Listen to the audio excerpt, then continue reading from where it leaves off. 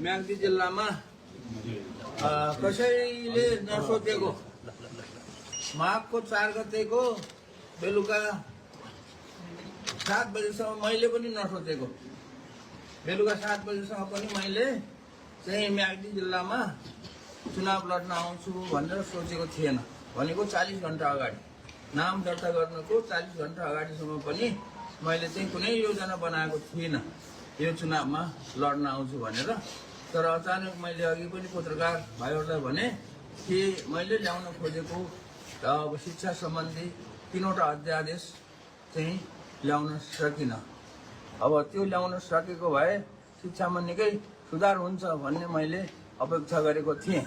त्यसैले अब त्यो ल्याउन नसकेको हुनाले माघको 4 गतेको राति 8 बजे चाहिँ मैले प्रधानमन्त्री कहाँ गएर राजीनामा दिएर ल म चुनाव लड्न हिँडेँ भनेर उहाँलाई भनेर हिँडेको हो।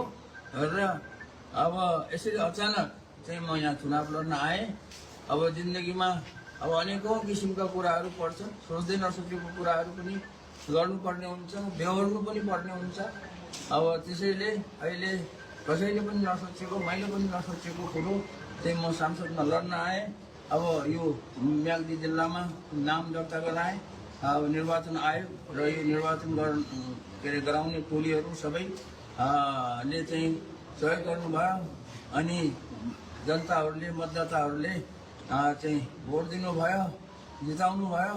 त्यसको लागि चाहिँ के अरे म सबैलाई चाहिँ एकदमै हार्दिक एकदम हृदयदेखि नै धन्यवाद दिन चाहन्छु।